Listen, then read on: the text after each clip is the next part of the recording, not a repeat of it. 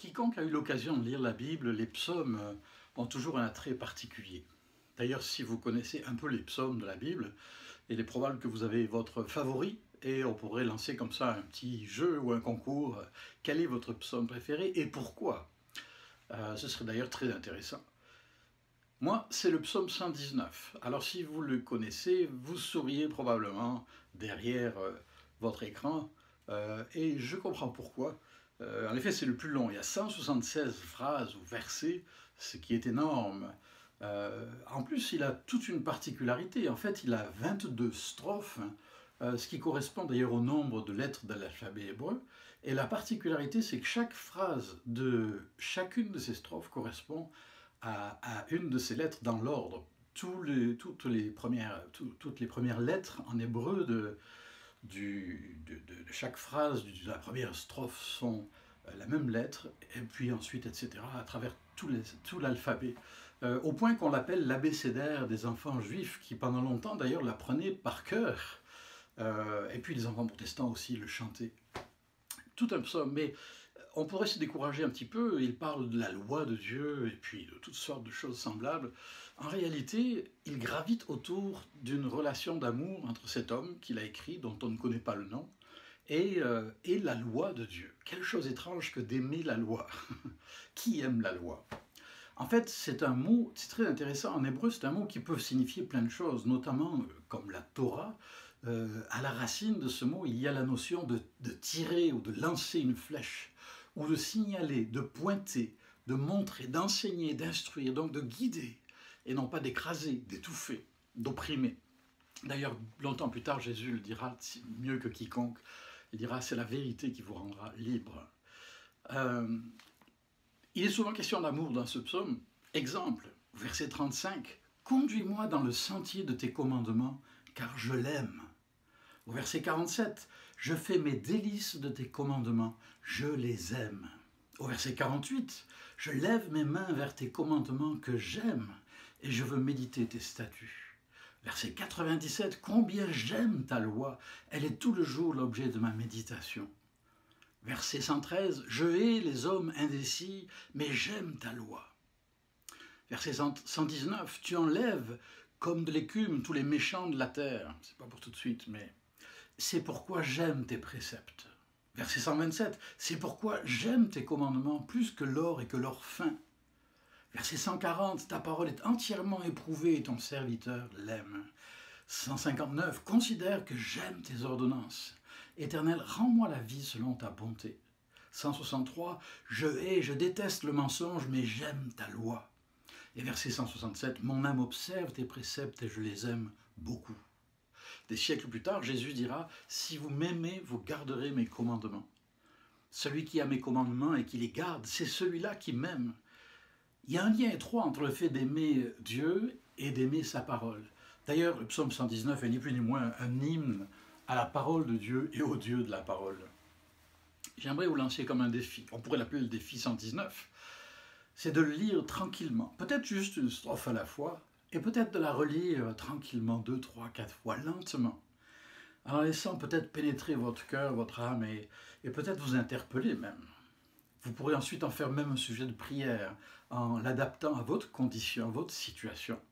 Et vous serez sans doute étonné comme moi de voir comment ces textes qui ont été écrits il y a des siècles de cela, voire des millénaires, nous rejoignent aujourd'hui encore et nous interpellent. C'est tout le défi pour chacun d'entre nous, de ralentir, de nous mettre à l'écoute et de nous laisser interpeller au fond de nos cœurs. Une des choses les plus fascinantes, pour conclure, c'est justement la conclusion de ce psaume. Le dernier verset dit, après tant d'assurance, tout un élan du cœur, il termine en disant « Je suis errant comme une brebis perdue. Viens à la recherche de ton serviteur, car je n'oublie pas tes commandements. » Surprenant. Ça nous rappelle en tout cas qu'on peut être rempli d'assurance face aux promesses de Dieu et que cela ne doit pas faire de nous quelqu'un d'arrogant, quelqu'un de suffisant, mais plutôt quelqu'un qui continue de chercher son chemin, de suivre la voie avec humilité, avec simplicité et de tout son cœur. Ouvre mes yeux pour que je contemple les merveilles de ta loi. C'est le verset 18 de ce psaume magnifique. C'est ma prière pour vous, c'est certainement ma prière quotidienne pour moi. J'espère que vous aurez du plaisir à le chanter et à le prier avec moi. Ouvre mes yeux pour que je contemple les merveilles de ta loi. Qu'elle soit une lampe à mes pieds, une lumière sur mon sentier. Ouvre mes yeux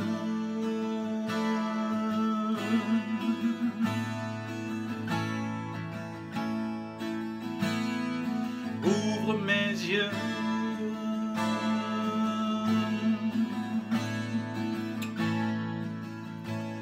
Je serre ta parole chaque jour dans mon cœur pour ne pas pécher contre toi.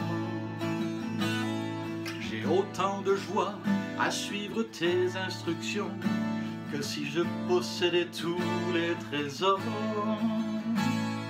Je fais mes délices de tes prescriptions et je n'oublie point ta parole.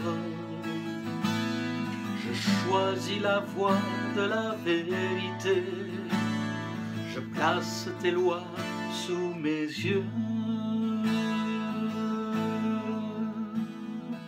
Ouvre mes yeux pour que je contemple les merveilles de ta loi.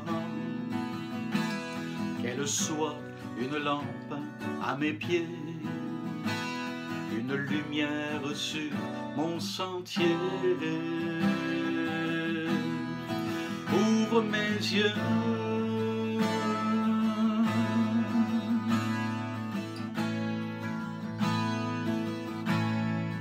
ouvre mes yeux.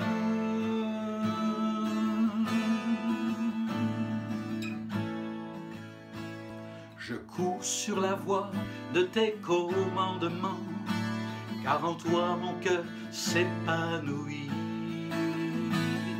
J'annoncerai tes décrets devant les rois, et je ne rougirai point de toi. Je devance l'aurore et me tourne vers toi, je médite sans fin tes promesses. J'écarte mes pas de tout mauvais chemin, et je marche dans ta volonté. Ouvre mes yeux pour que je contemple les merveilles de ta loi. Qu'elle soit une lampe à mes pieds, une lumière sur mon sentier. Ouvre mes yeux. Oui, Seigneur, fais-le pour moi et pour chacun de nous. Ouvre mes yeux.